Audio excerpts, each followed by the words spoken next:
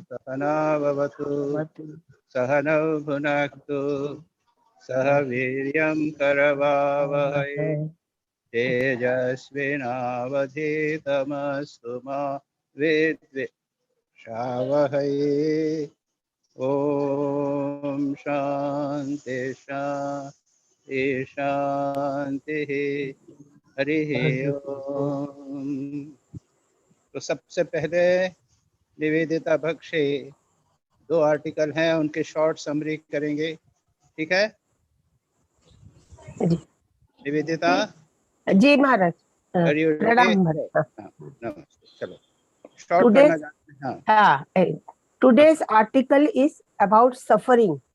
It is divided into 2 parts: anatomy of suffering and treatment of suffering.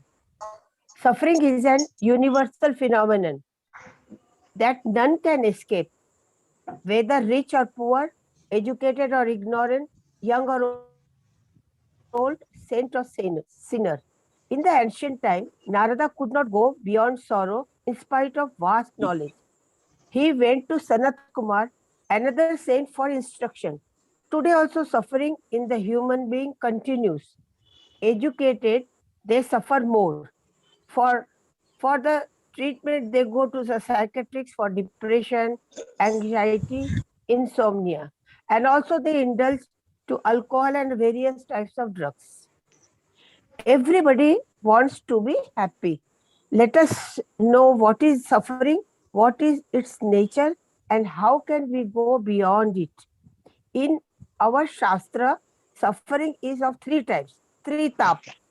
First is Adi Daivik, from the natural calamities, Adi Bhautik, from bhutvark, animals, insects, and Adhyatmik, from our own making. Out of these 3, Adhyatmik is in our reach and we can get over it. The severity of the suffering, and both mental and physical, varies from mild, moderate to severe. First, we will see the biological analysis of suffering. A large part of human and even animal suffering is physical. Less evolved a creature, and the greater is its physical suffering.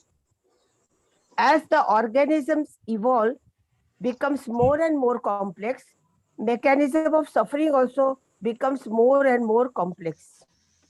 It will be clear if we trace the evolution of mechanism from amoeba to the human being.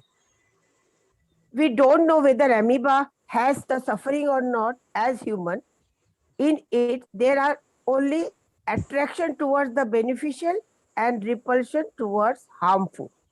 These reactions evolve in likes and dislikes.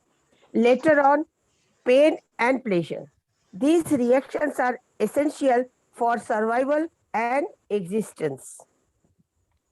In the creature with the rudimentary nervous system, this very reaction of attraction and repulsion assumes the reflex action. For example, leech and lizard. In all these cases, no brain, then no pain. As we understand, and reaction to the painful stimulation is ingrained as it were in this nervous system. With the evolution of the brain, happiness and misery, pain and pleasure are distinctly felt. Instead of acting reflexly, creature of brain react instinctively, which is inborn pattern of complex pattern of behavior, inborn and learned. Although these animals with the brain can feel an expression, pain and pleasure, but they cannot differentiate between themselves and pain and pleasure. So in the same like the amoeba, anything conducive to survival is pleasure, and anything threatening is painful. The subhuman animals and creatures cannot think of past and future, and their experience in life are stored in reflex and instinct reactions. Human being has well-developed brain, alone has the capacity of experiencing pain and pleasure as distinct and separate from themselves. So, subhuman creatures feel far intense physical pain and pleasure because these feelings are not separate from their being. This fact is the key to understand for the transcendence of suffering. But in spite of the ability of transcendence, suffering, by not identifying with the most human being, not identifying with it, most human beings and especially the children are they act instinctively like animal. For example, children for the treatment of the fracture of thigh and hip bones are made to hang upside down for the part of their treatment. Even in this uncomfortable position, they adjust quickly and they start playing with the toys. Now, let us see the psychological analysis. With the development of the brain, part of brain is responsible for intellect. What are called the mental suffering appear plus the emotion with intellect.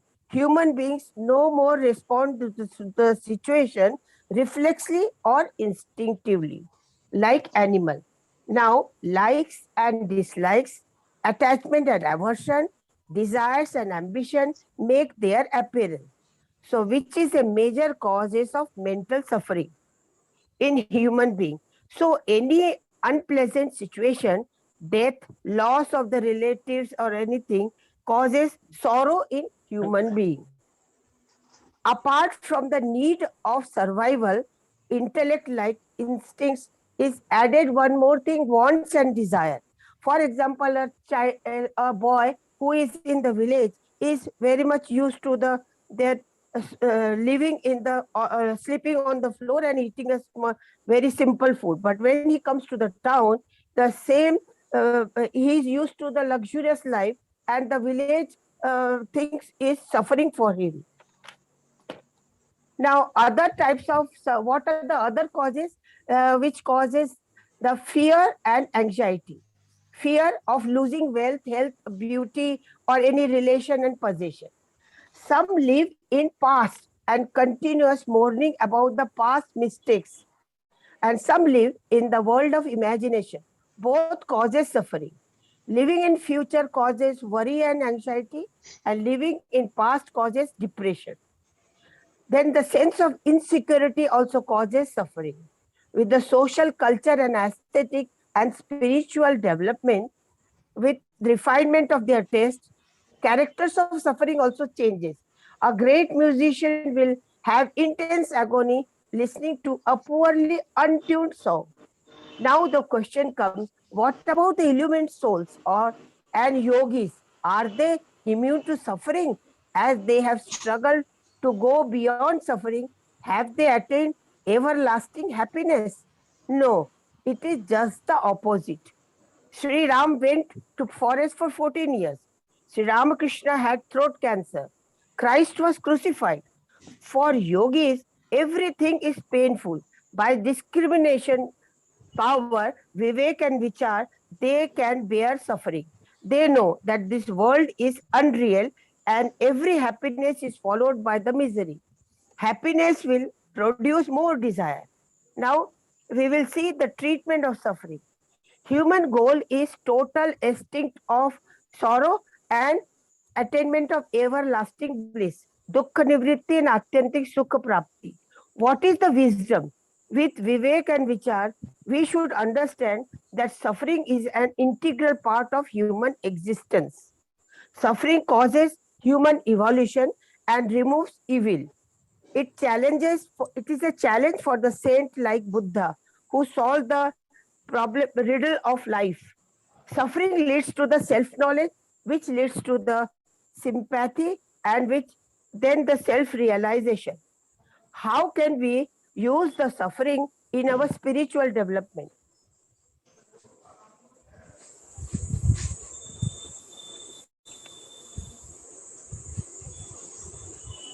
What happened?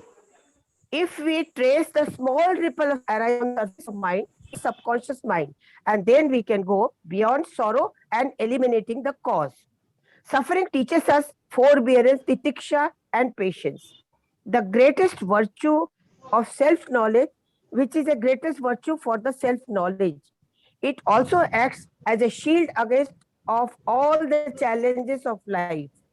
Suffering is a great teacher.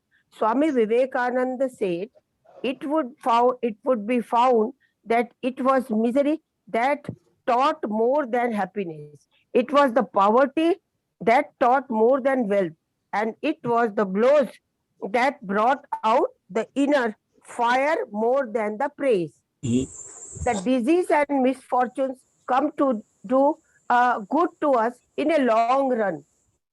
Some Sufi saints, they welcome suffering and as a special blessing of the Lord. Swami Vivekananda has advised us to see good in the God in the suffering as well as we see in happiness.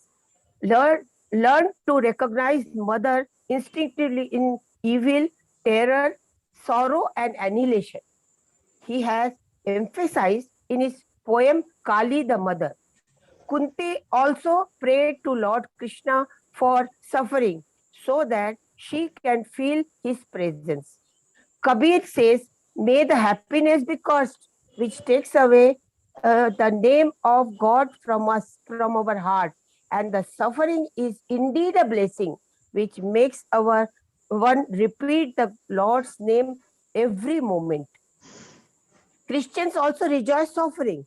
They meditate on passion, that is a suffering and crucifixion of the Christ. Jains, they take tapasya voluntarily so that they can feel near to their prophet Mahavir, and they think that miseries will reduce their past evil karmas. The solution to suffering given by the devotees is love. Like mother bears all the suffering for her child, but she feels happy. Same way we should solve the problem of suffering. That now the transcending of suffering and happiness. Our scripture do not advise us to reduce our suffering and to escape from the suffering. Gita teaches, Gita recommends the forbearance and equanimity in both happiness and misery. We should not be identified with these. Raj Yoga with the concentration of the mind, yogis withdraws their mind from the suffering and he establishes himself in bliss and not influenced by the suffering. Upanishad says there is no happiness in limited, all pervading unity alone can be happiness. Wherever duality is there, there is a fear. Who sees unity and established in it has no delusion and no sorrow. This is the ultimate solution of problem of suffering. Now, the Thakur, in spite of severe pain of throat cancer, was always in blissful self, which was detected by Swami Turiyanand. Now, another blessing of suffering is that we can understand the sufferings of others. The spiritual giants like Avatar Purush, Mother Sharada, and Jesus Christ, power to take the other suffering on them. For some yogis suffer for others just to feel the other suffering. They identify with the other's pain. Other saints also, they pray for the others. Swami Vivekananda wanted to be born again and again to reduce misery and suffering for others. What is our role? We should understand that suffering is an integral part of our existence. We should bear our suffering with titiksha, and we can sympathize with others who are suffering and we can pray for them. Whatever is possible, we should try to help them. We should not be, and we should not be the cause of suffering for others. So we can use the suffering for the evolution of the mankind. Thank you. Very good. Well done. Well done. Okay. So, should we start?